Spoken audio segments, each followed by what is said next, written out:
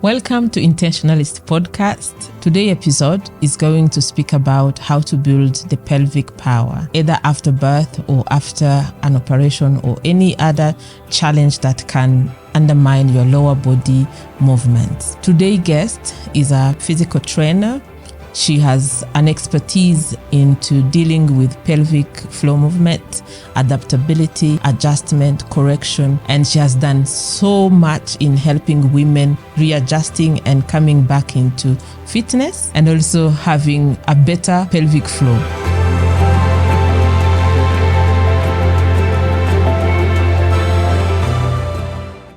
Welcome to our conversation, Trizah Mundengali. Thank you very much, Alice. Listening to you talk about me, I'm like, ooh, oh, that's good. Yes, welcome. I'm so honored to have you to this podcast. As I am, thank you. Many people don't know you that much. No. In this platform. I would be doing a disservice without not giving you a platform to introduce yourself and what you do so that we navigate this conversation, people knowing exactly what you do and why this particular thing. Yeah. Wonderful. Yeah. Many thanks, Alice. First for inviting me and having me in this wonderful show. Yeah. I'm going to be so intentional. My name is Trizah Mundengali. I am a fitness trainer with a special inclination towards women health, women wellness, women's strength, the flexibility, mobility, general well-being of what makes a woman a functional woman in the society, in her family, in her life. Yeah. I deal with women above the age of 37, not younger than that. And I say 37 because at this particular point, ladies tend to be a bit more self-aware starting at that particular age. In the previous year, I was only taking women who are 40.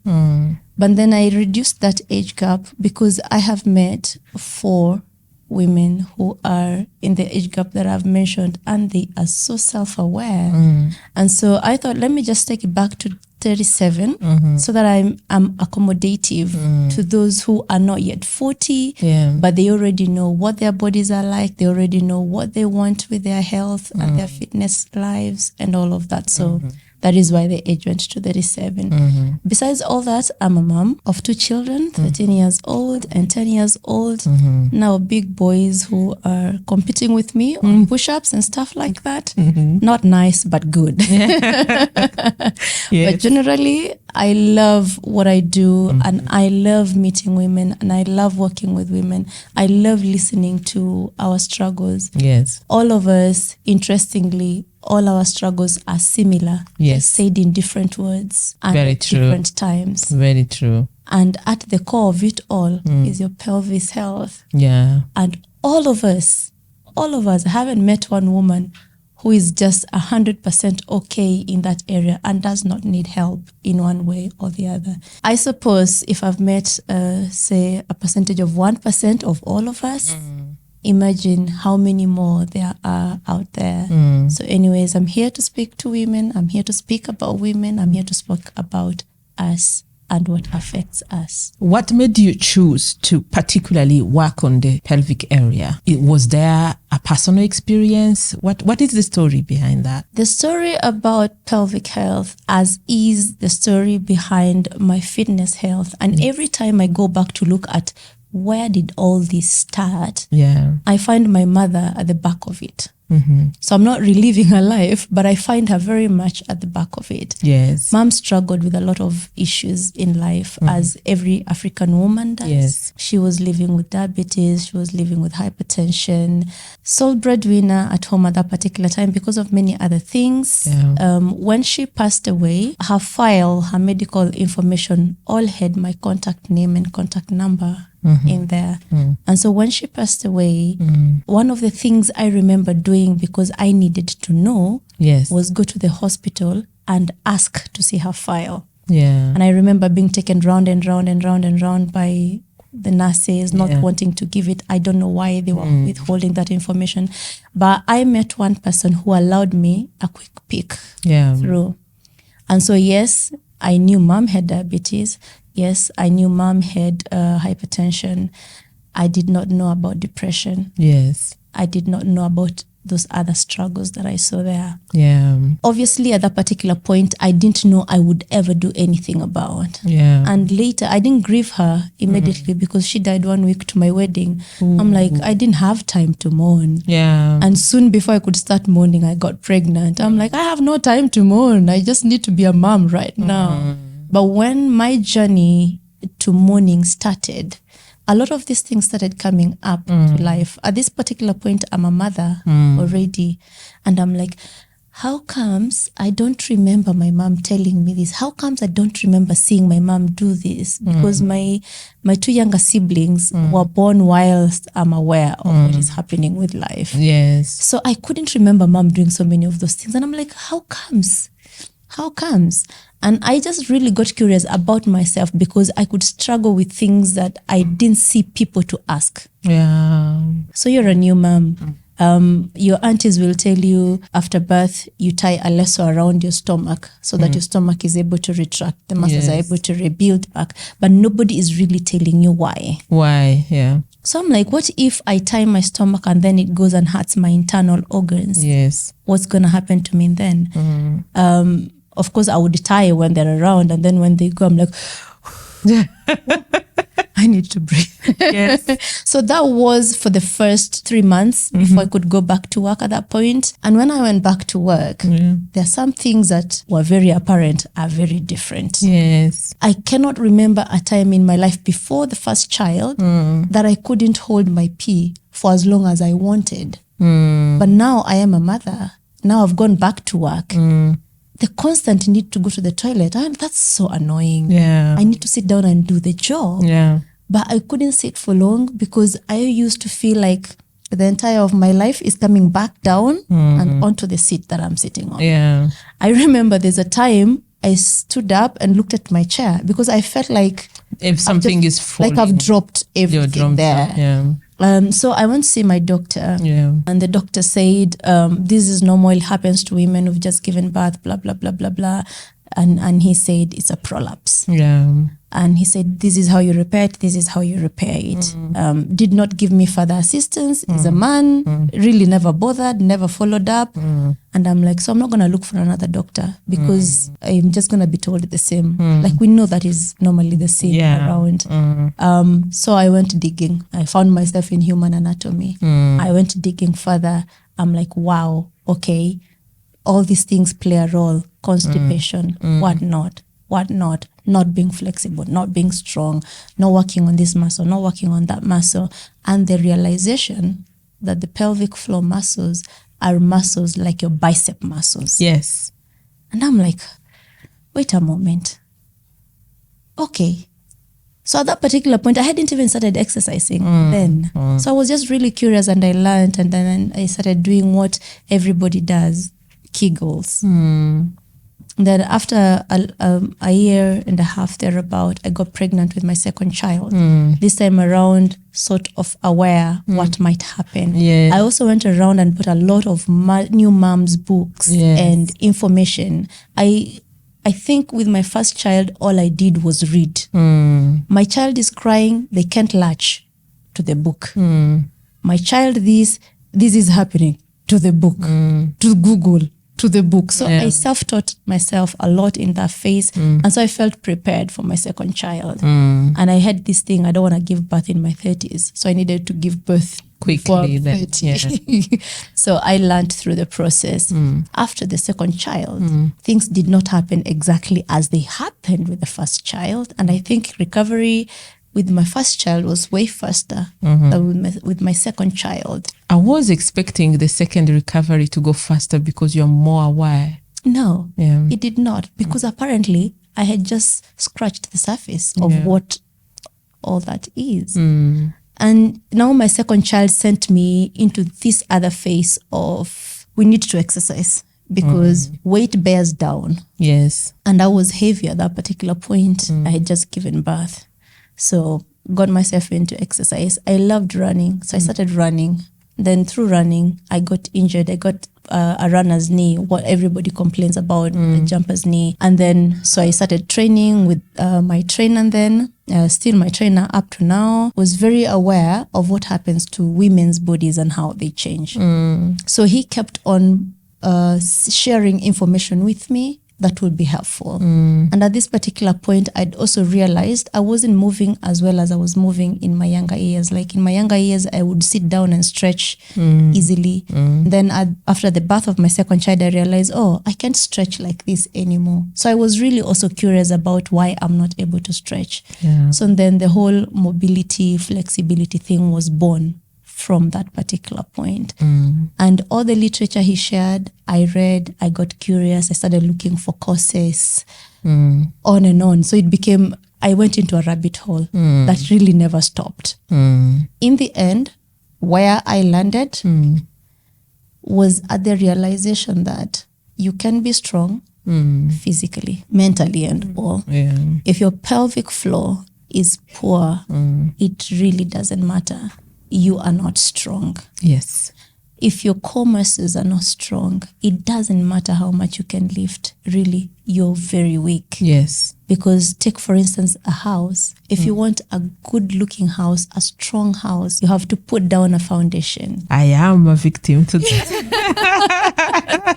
I'm looking at you with a guilty eye. We really all are, if you ask me. Yeah. So I went into this phase of wanting to rebuild a stronger foundation for myself. And when I did that, when I succeeded in doing, I had put a program for myself and I used to practice it every time after my training with my trainer. I would take some time on the side and practice it. If I don't have time, I will make time in the evening and come back to the gym to just do that. And it worked really well. And within 6 months, I realized, wait, this is not happening. That is not happening. I'm more flexible. Wait a minute. What did I just land on? Yeah. So I purposed to help women.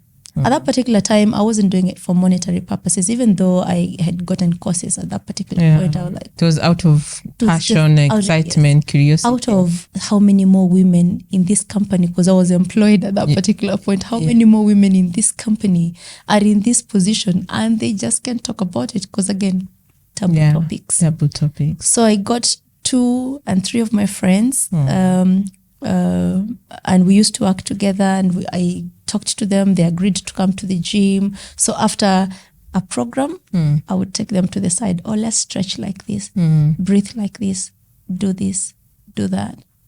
And after a couple of weeks, I start hearing remarks. You know what, that thing we did, that breathing you told me to breathe, you know what I've realized? Now my shoulders are a bit lighter, straight, and I feel a bit lighter. Or when I sit on the chair, I don't feel like the world is falling down on me. It feels lighter. And so I built on that, because if one life can be changed, surely 10 more can be changed. And I want to believe, I don't know that they continue with what we talked about back in the day, but I want to believe that the influence I had, the impact I had in their lives at that particular point, every now and then they go back and go like, there's a moment I felt lighter.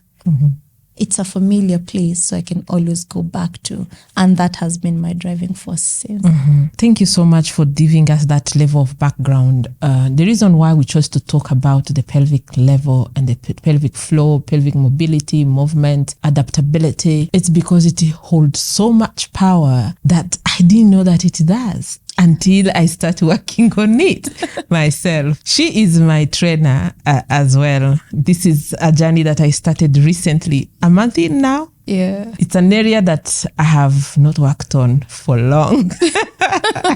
It has become where I hide. Yeah. I'm sharing this with you so that you can also go and assess yourself, how you behave a certain way that can affect your physique in one way or another. Yeah. I was this woman who hide her emotions for a very long time. Hiding my emotion to say that I don't have time to grieve. I don't have time to think about it. Something happens, you swallow, then you move on with work. Something is holding you emotionally, you don't talk about it, you swallow, and you move on.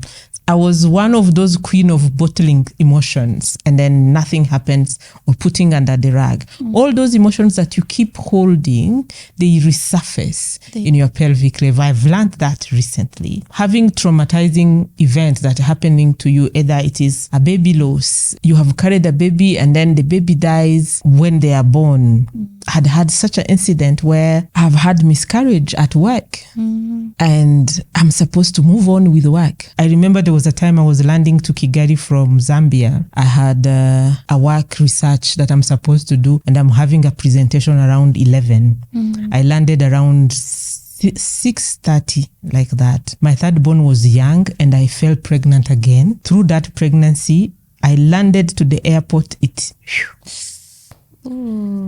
And now, being someone who has to appear strong, I remember the team at the airport evacuating me, cleaning me, doing what. I was discharged around 9:30.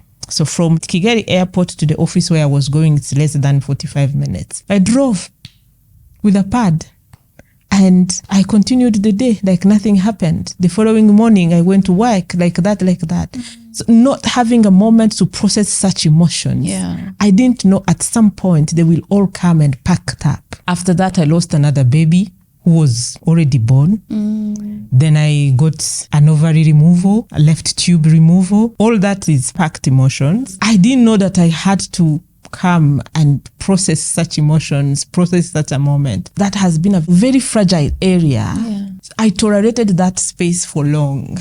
No touching, no touching, no holding, no doing that. Not even wearing corsets. If you notice, I don't wear corset. This is now 5 years after. But I said, no. I don't want to. I don't want to touch that area. So until I started going to do Pilates.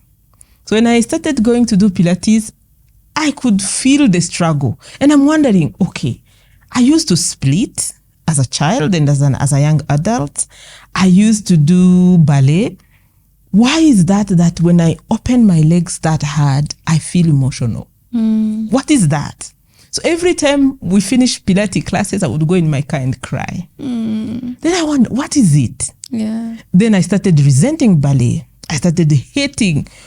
This class is too much. I don't like it. It's too heavy. It's too heavy for me. Anything that make me engage from here to here, I never used to like it because it is taking me to visit a place that I'm not ready to visit. It is until I started sessions with you that I happened to learn that this has been like a store for all the emotions that I've never managed to process. Even if I journal, I speak about it, I do that, but this has been like a hiding space for many things. So rebuilding the pelvic area, I would like us to process that conversation because I want women to understand why is that this is considered as the matrix of all muscles. Please, can you tackle that? So the pelvic floor, if generally as it looks, I wish I'd carried that. But the pelvis looks like a ball. It's like a ball. And it's like a hammock rather. Maybe let me put the hammock word in there as a good word to try and describe what it looks like. It's a hammock. Sort of dividing the upper body from the lower body. So stomach up and hips down. And this hammock holds your bladder. It holds your bowel. The rectum now. It holds your uterus. It holds your internal organs. All of them, they sit on that, on that ball. If it's not there, or if it's not functional, the things that it's holding all want to come down.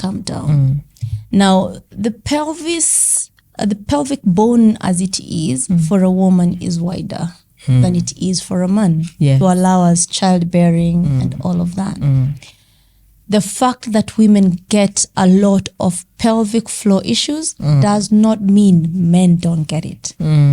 They are all susceptible. We are all susceptible, irrespective of our genders and age. Children have pelvic floor issues as well. That's why you'll find a child peeing on themselves without wanting to pee on themselves, or peeing on themselves without knowing. Because those muscles are young and they need to be rebuilt. Yeah. So being a hammock that holds life and life up and life down, it is important that it functions as it ought to, because then it cannot give the support to the areas if it is not functioning. The core muscles of a human body, they run from the rib cage onto your hips and round. So your back, your buttocks, some part of your thigh, your hips, your stomach, diaphragm, all of that, they make the core. But you see, the rock bottom of that core is the pelvis, is the pelvic bone, is the pelvic muscles, is the pelvic floor. Now, if you don't take care of the ground, remember what I've said about a house withstanding weather, a house being strong, the foundation has to be good. Now, your pelvic floor is your foundation. If it is not good, even if you go up layers in terms of building the house, it is still weak and susceptible to falling. You build a house, 6 floors up, the foundation is not good enough. It's just a matter of time before something happens and it comes down. We've seen those stories even in the country. Yeah. How can a woman know, either after childbirth or just normally, what are the key indicators that you have a pelvic floor issue? Constant constipation. Constant constipation. If you're constantly constipated, it doesn't matter what you have tried to do. You'll try change around the diet, but it goes one day, you have it the following day because it's holding on to you. Constant back pains that it doesn't matter whether you stretch them, treat them, move or whatever, you still have a back pain. If you have incontinence, so you're leaking, you have pee leaks every now and then, or you have vaginal farts that are somewhat embarrassing. Vaginal what? Farts. Oh, vaginal farts. The queefs. You have them even when it's not the right. There are some positions, like as in a sexual encounter, some positions might trigger air being trapped. But even if you're not in that position and you're trapping air and you're releasing the air, things need to be looked into. And also just the feeling of heaviness, like what I was explaining, what happened to me when I got my first child. You're sitting or you're walking and you feel a heaviness down on your pelvic area. That is not okay. I actually had a client who came to me and said, you know what, Trizah, I think even if I put my hand like on my vagina like this, I can feel things coming down. And sometimes I cannot even walk because there's the fear that things can drop. Will drop. And is it really there or it's just a perception? No, it is there. It's there. It is there. And people do get surgeries to repair those things. So if it is too bad, if it is that bad and you've done the assessment, it's that bad, get it repaired. But then eventually you will still need to strengthen those muscles, because to keep everything up there, those muscles need to be strong enough to hold. So you would Speaking of that, how soon or how long is it safe enough for a woman to start on the journey of repairing her pelvic floor after birth? After birth, there are many things that can guide that. But I would say as soon as you can start, even if it's almost immediately. There are things that you can do that don't require you to move and that are dangerous. For example, breath work is one of those things that you do to repair your pelvic floor. And breath work does not need you to stand up and walk or go somewhere else. You can do that when you're still there. There are things like pelvic tilts. Those ones you can do when you're still there. So long there, you mean when you're still on the bed, for instance. So if it is not uncomfortable, for example, for you to move your pelvis in a particular way, then you can do it. If it's not uncomfortable for you to breathe, then you can do it. There are things that you can do immediately. However, there are other things that you will need to wait up to 6 weeks or wait until the doctor clears you for you to be able to do, especially those movements that require physical exertion. Those ones you can wait until the doctor gives you. But there are those things that you can do as soon as you've left the hospital with your child, because they also help you in controlling the bladder. For example, when you're doing your pelvic tilts, and you're practicing your Kegels here and there, they help you be able to control your pee and your bowel movements. Yes. And you don't want everything just falling out of place. So if you don't start moving those muscles, what will happen is they'll go like holiday mode. And then things are falling out of place. Then it's becoming embarrassing. Then you suddenly cannot even walk without a pad, not because you're bleeding, but because you can't contain. You can't contain it. So as soon as you're done giving birth, you can start breathing then. I mean, you're not dead, so just breathe. Just learn how to breathe and breathe. What are then the potential risks if you don't work on your pelvis sooner? The risks are many. But I don't know that people who have gone through this are even willing to admit that they have gone through it. Chances are, if it doesn't affect you physically, the effects can be different for every one of us depending on our bodies and everything. Those that it shows physically, you will be leaking, you'll be farting all over the place, you'll be having constipation, you'll be having a bad time, a rough time. Back pain. You might seek help. You might get help here and there before anyone figures out it's your pelvic floor that has a problem and not your back. For others, however, when we become very good at hiding things under the carpet, we become very good at containing those things as well. Now, the adverse effects of that is that you have been constantly taking your body through traumatic experiences. And it holds onto them.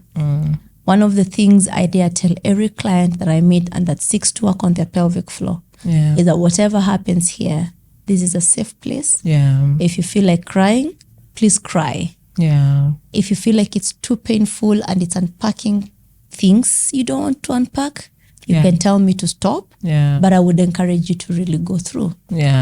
Because what happens is one of the muscles that are run around somewhere in our pelvic bone is a muscle called the psoas muscle, ESOA. The psoas muscle is also called or nicknamed the trauma muscle. The trauma muscle, Any traumatic experience you have gone through, it shakers, holds on to it tight and stores it. It's like a nice carpet where you keep putting things. So maybe you were riding a bike, you fell, and then you got so scared of bikes. That's a traumatic experience. It will store. Or maybe you got raped. It will hold. Or maybe you were not psychologically prepared for what childbirth is. It will hold. Or maybe in your head you knew you're going to do natural delivery, and then it happens you can't deliver normally. Now you've got to go through the cut, and you are not prepared for that. That's another traumatic experience. It holds on to. So because as women and in our society, we hold way too many of those experiences. And guess what? That muscle is there at the base of what you should work on. So if you're going to work on your pelvic floor, you've got to be okay attending to those matters that you're holding on and release them. Release was my biggest issue, right? It was. Actually, I remember after, and I think I've mentioned this to you. When we did our first session, I knew for sure you won't want to do a second session.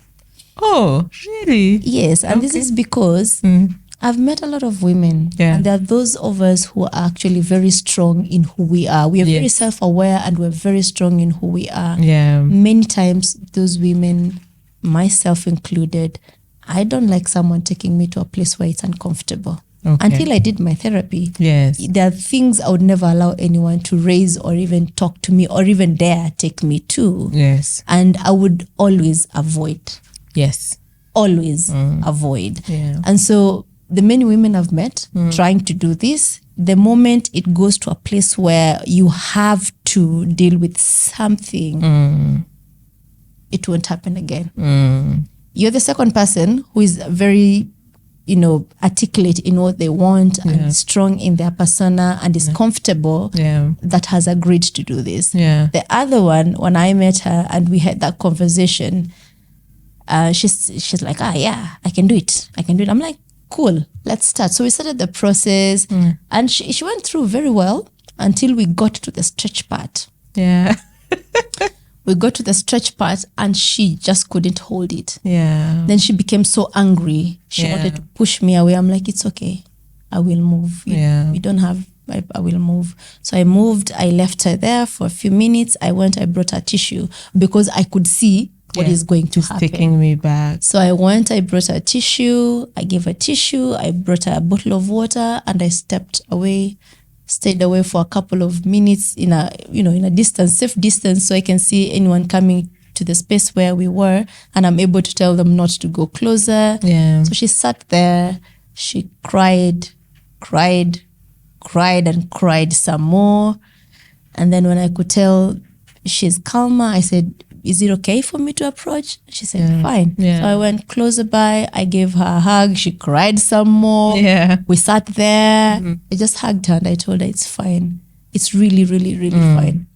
And then after that session, all she did was just stretch kidogo and then cry. And then she went home. Let me tell you a magic that happened that day. When she came, she didn't come back the following day, but she came back after 2 days. When she eventually made it back, I saw a whole brand new person. I went like, wait, you were this held back person. What's happening to you?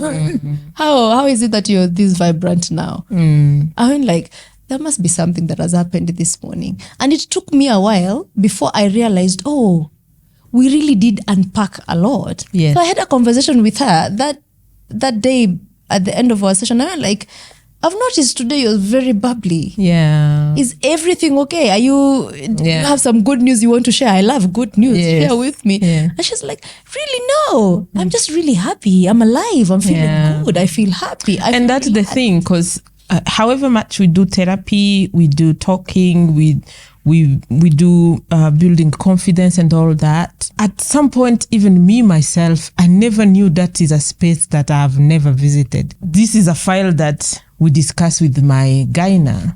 But I remember one of the time when we went to visit a gyna with my last born, that question they ask you, how many pregnancy have you had? How many?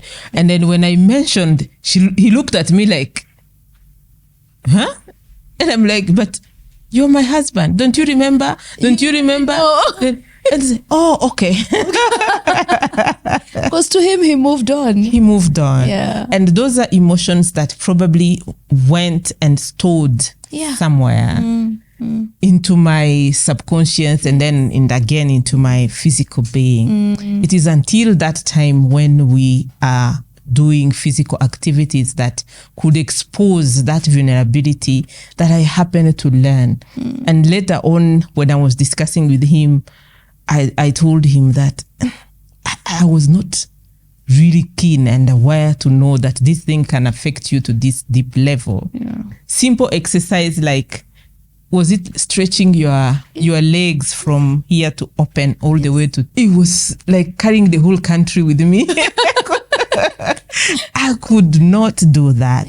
And noticing that I've lost that level of power, that level of core balance. And truly, as you said, I used to have that chronic pain. I used to tell you that I feel like I'm walking like an Homo sapiens. I'm walking funny in a way that is not working. Chronic back pain, mood swing, because you would feel uneasy. You will feel like you're always heavy down here. I believe that is even where you start developing so much of belly fat. Maybe it's related or not, but because I entertained that muscle for long, thinking that, I have gotten through many operations. I don't want to stretch. I don't want to hurt this area. I don't want to do that and all that. So some kind of position that you say, no, I don't want to do this position because of that. It was very uncomfortable. Now bring them all. I have had that. Yes. And I am your trainer. And so I will bring them on. Good. When we speak about building the power, we want to approach a woman into her emotion, into her physics, into her spiritual and also social power. Yeah. One of the pelvic floor movement that allow a woman also to gain back the confidence and the self-esteem is to have a pelvic that really works so well, that put you in the right posture, that give you the proper gait, that gives you a good look. How can you help a woman who is struggling right now, managing the pain itself? So the pelvic floor, it affects many things. It affects your intimacy. Yeah. Talk about that. Talk about what? It affects your posture. When your posture is affected, your confidence is definitely in question. Yeah. It affects your independence. Basically, your power is taken away from you when your pelvic floor is not functional. Or rather, you've given it away to I don't know where. Is it that could be the reason many women, you included, I included, fake orgasm a lot? Yes. It could be one of the reasons, yes, very much so. And I say we with an understanding of the environment I've grown up in. Yeah. It could be different for all of us. Yeah. But as I was growing up, even as I was getting into womanhood, even as I was forming friendships with women and all of that, if there's something I have had over and over and over and over again is that as a woman, you have to be tight. Like they say, your vagina has to be tight. It has to be this way, it has to be that way. So then they recommend you do Kegels, more Kegels, 2-3 more Kegels. Or you're going to the toilet, you want to pee, do Kegels. Or you're doing this, do Kegels. Kegels are great, not a fix-it-all kind of a thing. Yeah. They can also be the ones that are affecting you the other way. I mean, anything done in excess is poisonous. Now back to the pelvic floor and how it affects all of this. How it affects your intimacy is when you have pelvic floor dysfunctions, one of the things you tend to experience is painful intimacy moments. Yes. So especially during penetration, it becomes uncomfortable. For some people, it's uncomfortable. For some people, it's pain. Why? Because there's less lubrication, or the muscles around the pelvic floor, they are meant to be flexible. They are meant to relax and contract. Contract when there is nothing really happening. Relax when you're passing urine, when you're passing bowel, when you're having an intercourse, when you're giving birth. They open. When there's nothing happening, they contract. Now, too many Kegels, over prescribed, over the counter Kegels, without a proper way of doing them, what happens is that you end up tightening the muscles of your pelvic floor so much it becomes hypertonic. It doesn't know when to let in and when to let go. So it's constantly on defense mode. Which now and then, if your pelvic floor is that hypertonic, it means even if you lubricate, it is still going to be a painful experience. When it is a painful experience, it's not an enjoyable experience. And, you need to make your man feel like the man of the house. So you end up faking things. That's how we fake things. Or that's how end up in that particular point. It's not that you would be killed if you didn't fake it. But, we all have reasons why people do the things they do the way they do them. How it affects your posture. When your pelvic muscles are tight, you tend to have an anterior pelvic floor where your pelvis is tilted forward. When it's tilted forward, what happens is that you develop this arch on the back. You have this arch on the back. A curve. It's more like accentuates your back, your butt more than it should. And that puts your posture at a bad position. It affects also your shoulders. Yeah. It affects your feet. It affects your hip. So yes, we are seeing you have a big butt because you have that anterior pelvic floor tilt. Yeah. But in the end, how many more things are you affecting? You're affecting your neck, you're affecting your shoulders, you're affecting your back, you're affecting your hips, your legs even. So it's too much of that. And when all these things are in play, is that you love wearing heels, you won't wear them for long. And that is what was paining me the most, that I'm not capable of dressing and wearing heels and walk normally, because I would walk as if you see, like the astronaut, the way they walk. And I'm like, why? I don't see myself in ballerina. I don't. I could see that pain. Then accepting, because there's a level of surrender. A lot. That comes with working on your pelvic level. That yes, you are a woman of strong personality. There is a way you understand yourself. But if you don't put that element of surrender down to say, let me wash the most dirty linen of me in that particular phase.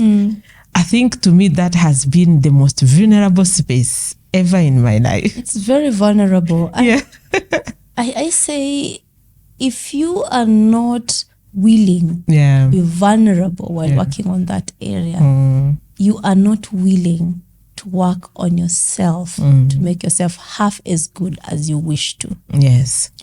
Because it requires you to be open with yourself. First, be truthful with yourself. Your coach or whoever is taking you through the experience, they don't have to know what you're unpacking. They don't have to, because if there are people who've been doing this, they know it triggers so many things, and they know when to give you space, when to let you be, when to encourage you to keep going, when to, challenge you to keep going even further. They understand that as professions. But you have to be willing to be vulnerable first to yourself. So as to whether you tell me what you're struggling with as your coach, that is a personal decision you make. I love that. And the boundary that you take as a coach by saying that, are you willing to share? Is it something that you'd like to talk about? I really love that because you're also giving somebody the choice to either speak about it or not speak about it. Looking at the myth and misconception that we have been looking at the postpartum pelvic floor. And I would like us really to go through this, because I know there are so many culture around going back into being sexually active. How long can I go back to be sexually active after childbirth? Which season is the best? Should I wait until I get my first period? Should I wait until my scar is healed? What is that? Because in my culture where I come from, I'm from Rwanda, our culture used to say that at the naming of the child, a mother and the father should meet. That is after 8 days of childbirth. It doesn't matter either you have given birth or through vaginal birth or C-section. That naming of the child has to be sealed. It's like, and you have to be intimate. So you find that women are going back into that without healing. What are the myths and misconceptions that are around that? And how can a woman who wants to build back her power and repair her core and her pelvic be very intentional in the choices that they make? Would you like to really go through that? To the culture bound, the best advised season and period. And also probably I will ask this a doctor, a gyna on that. But for you, according to your knowledge, what would you advise is the safest way to move back? In my experience, because I'm a mother, and in the experience I've gained in this process of helping women, working with women, all cultures put at bay for a little while. If you've given birth naturally, from 6 weeks, it is safe for you to go back and have an intercourse if you do feel Yeah. the need to. When you have given birth via CS, all these things happen to you as well. Yeah. Being a CS mom doesn't make you less of a mom than a normal birth mom. It means your pelvic opened up, your body prepared for birth. So the process is the same. Yes.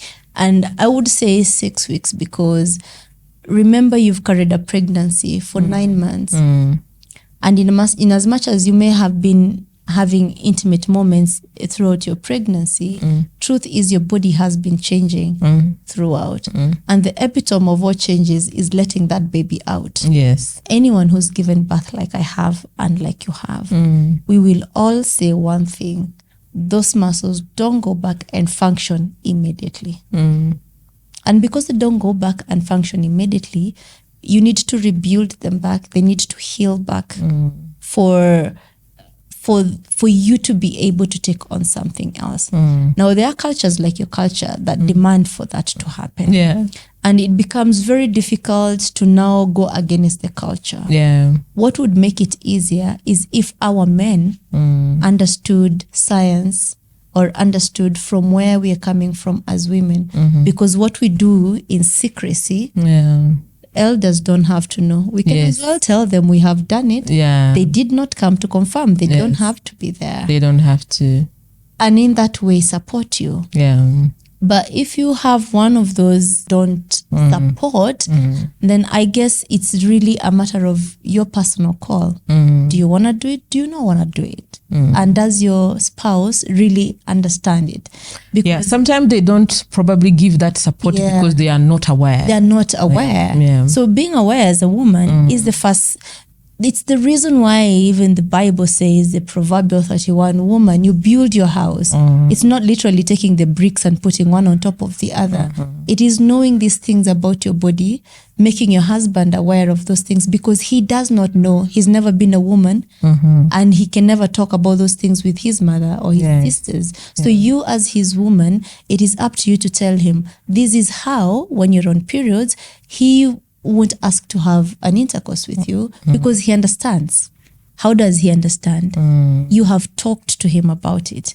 Some people experience PMSs and you're in pain before or during or after. If you don't tell him you're in pain, he won't know. So it's also not a good idea to be faking the headaches. Until when? You cannot have headaches forever. Every day. And if you have one who will tell you, like, another one, I had a friend whose husband told her that she said, I have a headache. She wasn't up to it. And he said, well, I don't want your head. So it is good to be truthful. If you're not up to it because you're having mental struggles, let him know it.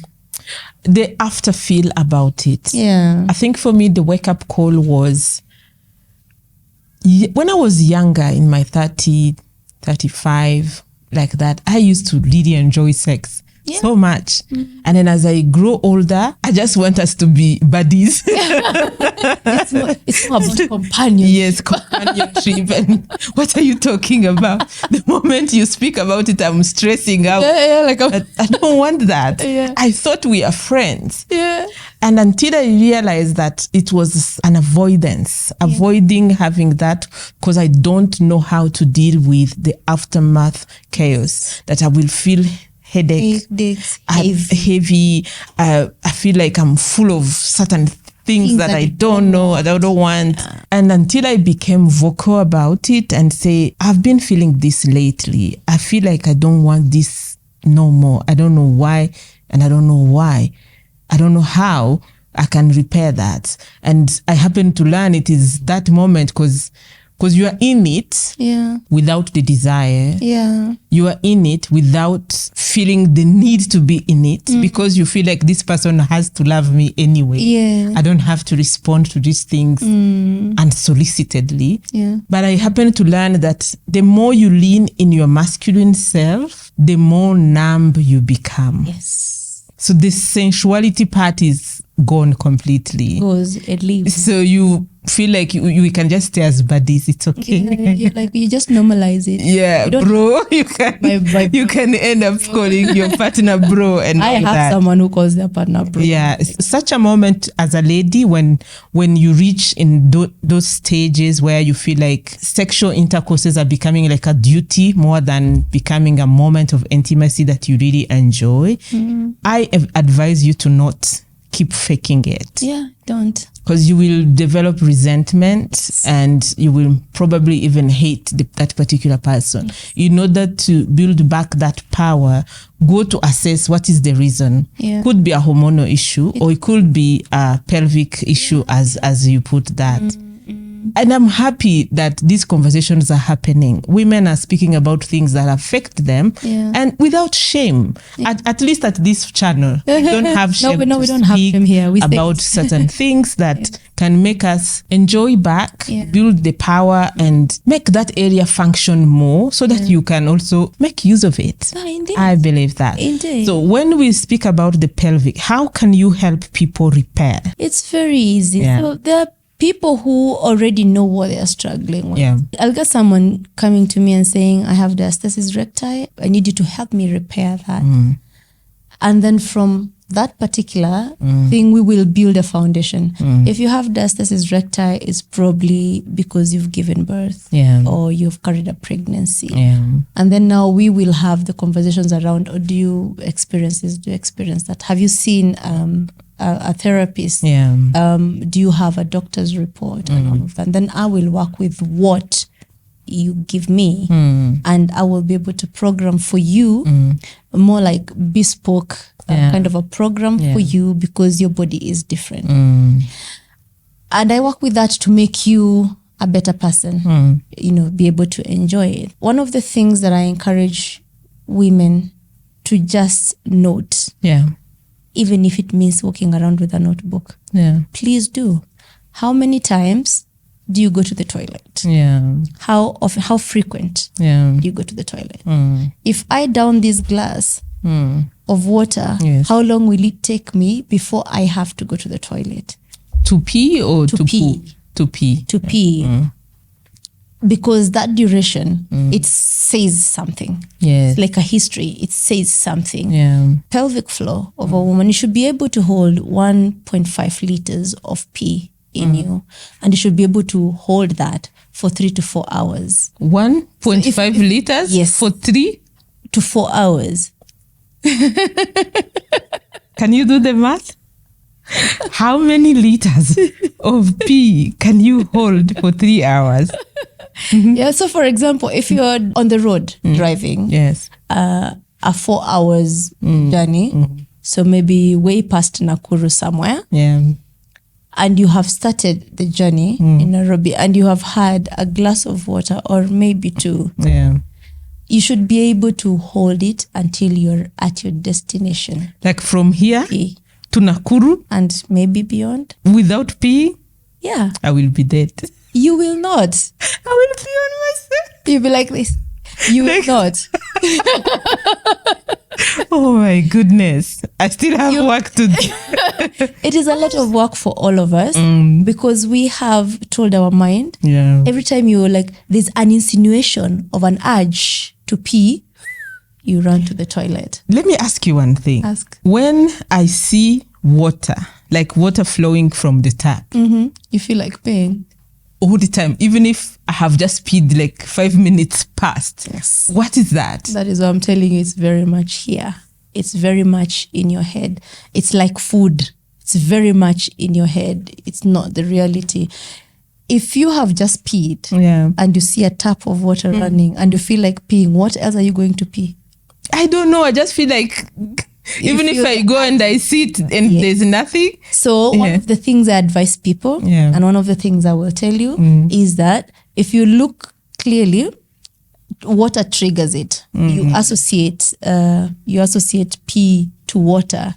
So every time you see water, especially a running tap, you want to go. But this one doesn't make me pee. It doesn't, because even the water that comes from a shower It doesn't. Yeah. It doesn't. It's the water from the tap, like the one in the kitchen. It's because that's how it flows. That's how your pee flows. Oh. The pee goes.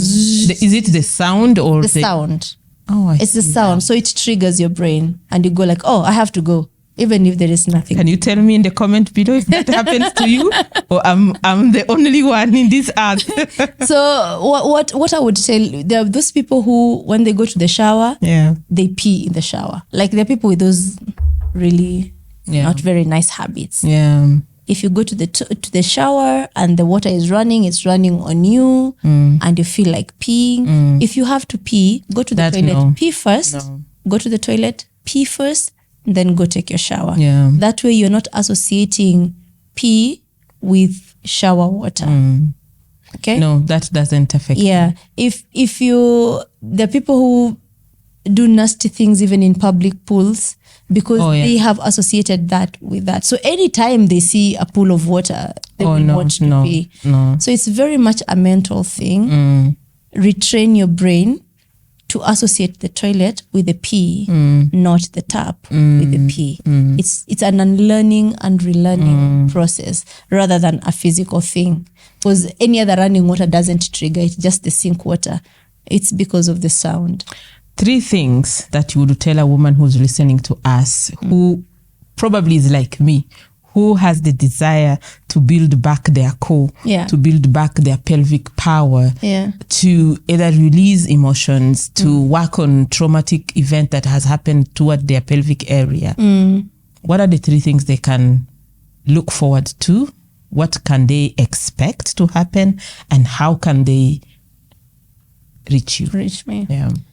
So when you have given birth, or when you are experiencing a pelvic floor thing that you think is concerning, I would say don't diagnose yourself. Go see a doctor, go see a specialist, pelvic floor specialist, to give you that diagnosis. And then you can start working on it. One thing you can do to help yourself is a complete lifestyle change. Lose weight, because a lot of weight bears down on your pelvic floor, and that much pressure is not good. Yeah. Also, avoid things like smoking, taking too heavy caffeine drinks or alcohol. It doesn't sit well with your pelvic floor muscles. Just reduce or don't take them. Care for your gut health. Eat foods that your body accepts. Healthy, nutritious foods. Eat proteinous foods. All your muscles build on protein. Your pelvic floor muscles the same. They build on that. So eat proteinous muscles. Move. If there is one thing I will tell every single woman out there, move. And my motto has always been movement is freedom. I love that. Movement is freedom. Move. Yeah, to be free, you need to move. You can try stretch, you can try exercise, you can try run. Whatever you do, move. Don't sit for long. Constant sitting has more adverse effects on your pelvic floor than you can ever imagine. Also, it's not the end. Like this is happening, you've given birth to a child and you're feeling all these things that we've talked about, and you probably feel like this is the end of it now. I never ever give birth again. No, children are beautiful. You can have as many as you want to, and you can always rebuild and repair and go back to where you were. You just need the information and the assistance. And I'm here to help you with that. I mean, why would you struggle when I'm here? Yes, reach out. That. What is one thing that you can tell a woman to do? Just one thing. If they cannot access the gym, they cannot access you. What is one thing that can help you at least uplift those things down there? Breathe. And I know you will all of you will tell me you breathe.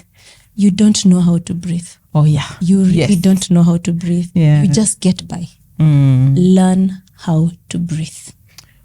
What she means is breathe and let the air go all the way to your belly button. Yes. I wish we could demonstrate. So they're very... Because this is one thing even me, I struggled. When she was telling me breathe, I would breathe. And then it just stay at the diaphragm here. And nothing is moving towards the lower belly. Yes. One of the things you can do, maybe just for a minute, I can let the audience know how to do it. Yeah. Like you assess whether you're breathing into your stomach or not. Yeah. You can do it while seated. So you might want to sit upright. I would advise to have one hand at the back of, like on your lower back, to feel whether you have an arch. Yeah. If you have an arch on your back, you want to straighten it up a bit, which means you're now sitting on your buttocks. And that brings these muscles on here to engagement. And then you want to take in a deep breath through your nose. It expands your stomach. Yeah. And then out. Can you do that? Yeah. So you breathe in through your nostrils, filling your stomach with air. Yeah. You want to assume your stomach is a balloon. Yeah. So it expands. And then you exhale. Then you exhale through after your mouth, it has expanded, deflating the balloon, and then it goes back. As you breathe out, you want to assume your belly button is going all the way back to your back. That way you're emptying your stomach of the air you've breathed. If you breathe like this, and then it's your chest coming up. Yes. That one, my friend, you will need to reach out because you're not breathing. You're just surviving. Yeah. But you need to breathe wholesomely. And that is something you can do whenever, wherever you are. Yeah. It will not only help your pelvic floor, but it will help you stay in control of so much. Yeah, even controlling emotions, cooling down. Yes, calming down. Yeah. Something has happened, it has really pissed you off. Yeah. Before you say that next thing you're thinking about, just take in a big breath into your stomach and breathe it out. It will be gone before you finish. Here you have it all with Trizah, and honestly, I will say this with so much confidence. If you know this is an area that you need to work on, she's the woman to look for. So I'm going to link her contact in the description below. I'm going to add her page as well so that you can reach out and see how you can work with her either in a group program or in a one-on-one. You shared with us so many wonderful things, but how can the listeners find you? Well, you can find me here. But on a serious note, I'm on all social media platforms. Yes. If you just type in Mundengali Trizah, Mundengali Trizah is MUDENGANI,